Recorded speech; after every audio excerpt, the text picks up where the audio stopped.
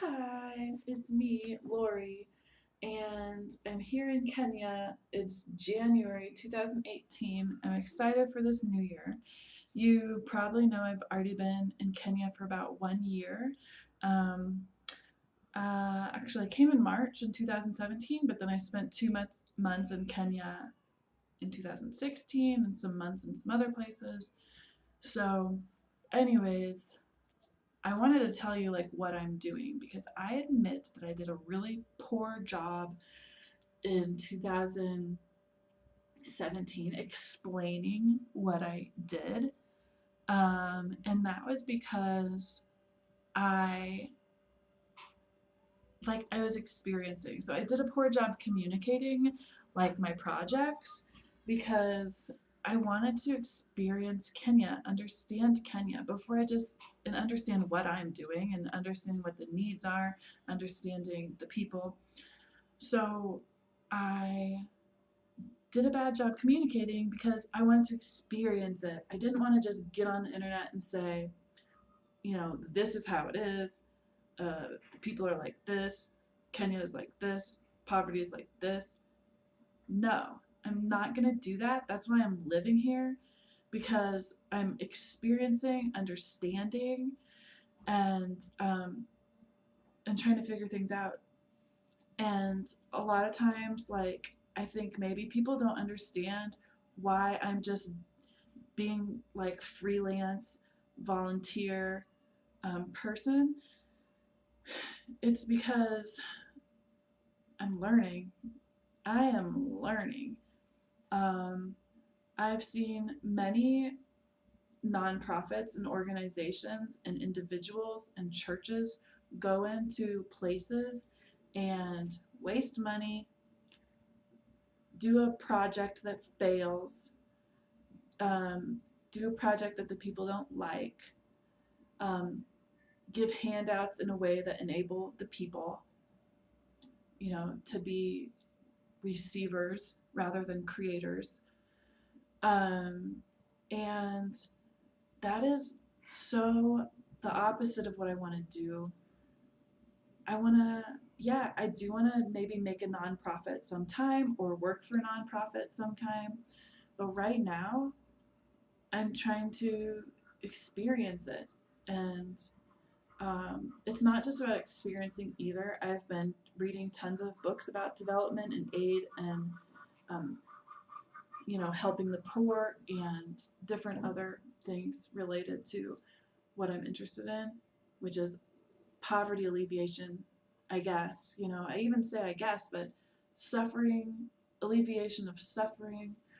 Um, I'll explain a little bit more about, I'm also taking online classes about development and about social change and um, some other things related to this through Coursera, and they're free courses, and they're actually really good because they're through real good universities. Like I just finished one by Wesleyan and University of Pennsylvania and some other good schools. So, anyways, I'm building myself. I'm like, and I'm building this whatever.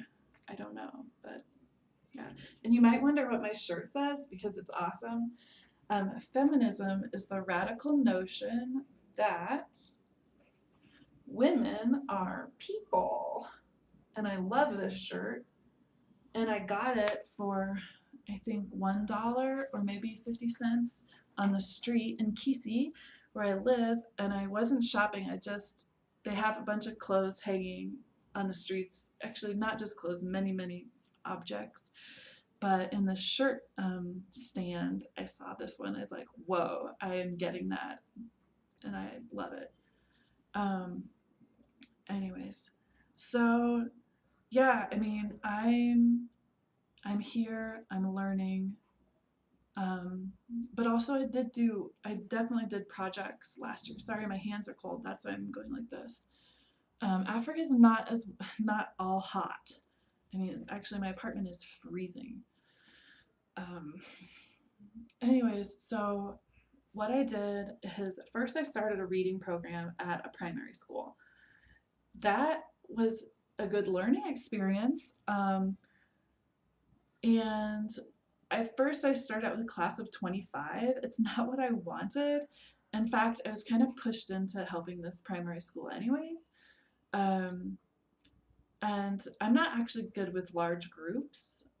I'm learning, especially large groups of children, um, and large groups of children that barely speak English, and large groups of children that think I'm like a clown because, ooh, it's a white person, yay, that's like super cool, and they're not paying attention to what I'm trying to teach them.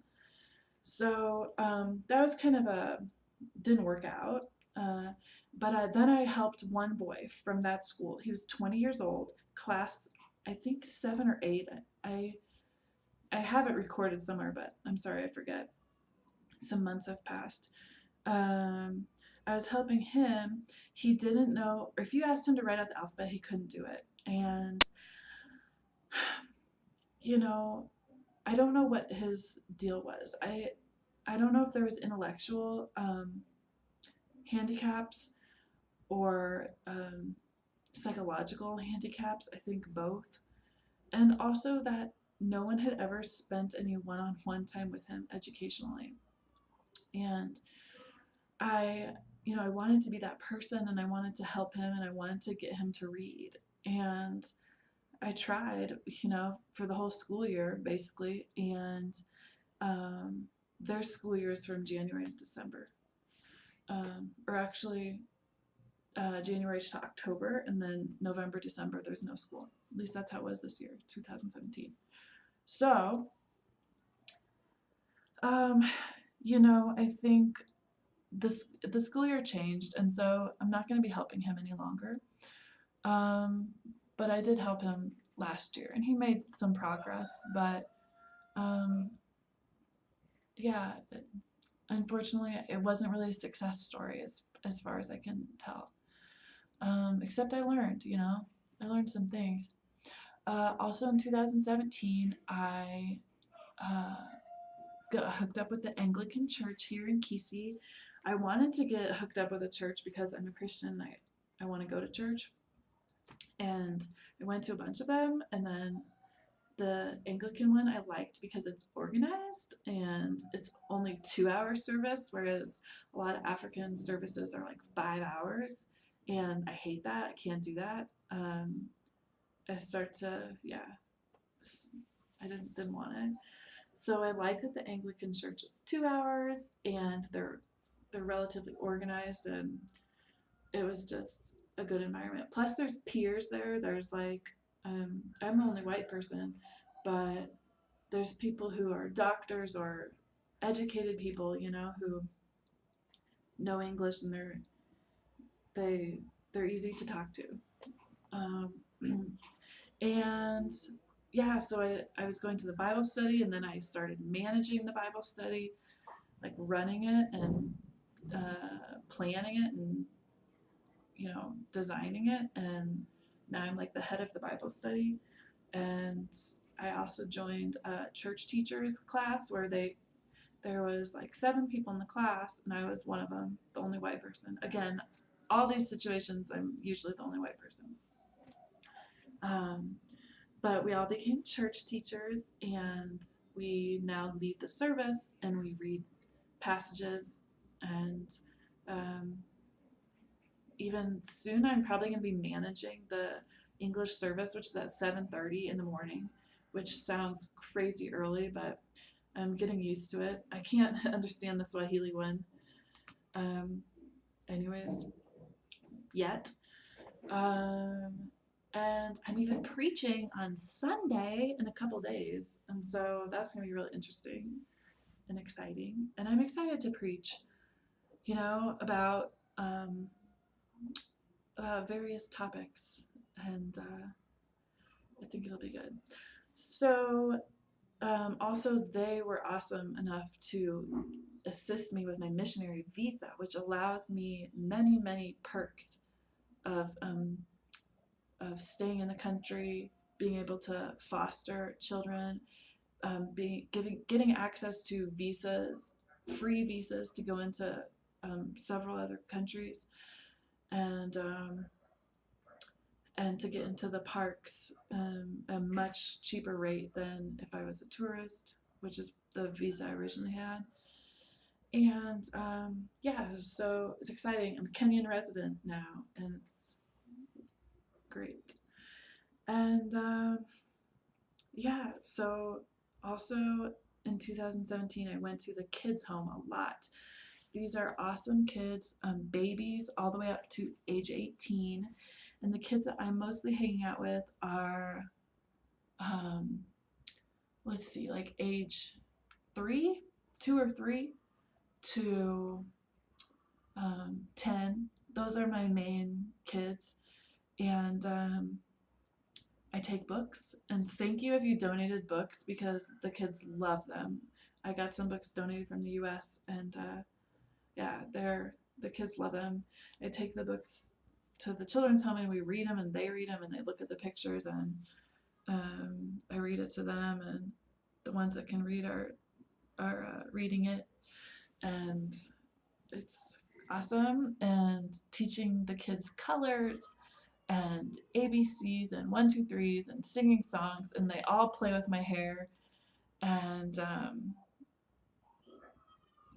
just play. I mean, we're just little friends, and that's a sad thing about the children's home, like little kids are that are home with their parents, and the parents can teach them ABCs, 1 2 3s, colors, give them any attention at all. Unfortunately, the children's home, nobody does that. They, they have preschool and kindergarten and stuff. It's really uh, worthless, I'm gonna say. But yeah, so I don't know. I hope that I'm making a difference in some of the kids' lives. Um, I'm sure I am. And so, anyways, 2017 was just playing with them. Okay, so another thing, studying Swahili a lot in 2017, and I do keep track of all my hours that I work on this stuff. Looks like I have something in my hair. Okay, anyways, I won't worry about it. I do keep track of my hours, and so for 2017 Swahili, 76 hours of studying from apps or programs or online or notebooks or books. Yeah, 76 hours. So I'm proud of that. And all right, so ready. That actually there was more. I mean, 2017 also I had a friend who needed help with a motorcycle. He was renting it, and then the guy was going to sell it. The owner was going to sell it, and that would have put my friend out of his job because he's a motorcycle driver, like motorcycle taxi. It's very common here, and he needed a loan to buy it. So I gave him $400 at that time, a loan. And he's slowly paying me back, especially with rides and some other help for some other things. Um, yeah, just building relationships and helping people in other various ways, and charity here and there to some people who I find that I feel really deserve it, and need it, because I see a lot of poverty here. I mean, Kenya, I think their GDP is pretty high, and there's some rich Kenyans. There's you know, there's probably a growing middle class in Kenya, and upper class, I don't know. I mean, I don't really know the economics of it all, but there are a lot of poor people. And especially in my neighborhood, it's really mixed, like middle class and poor. And there's a lot of people I know that day to day, they don't know where they're going to get their food from. And they're supporting families, and they're trying to send their kids to school. And the schools aren't free here like they are in America. So yeah, I mean, I see a lot of it, and it's interesting. All right. that was the 2017 recap, and I'm actually going to just stop the video because I want to do a new video for 2018 because I'm already at 15 minutes. So thank you for listening and thank you for supporting me. And yes, I will see you in a couple minutes when we talk about 2018.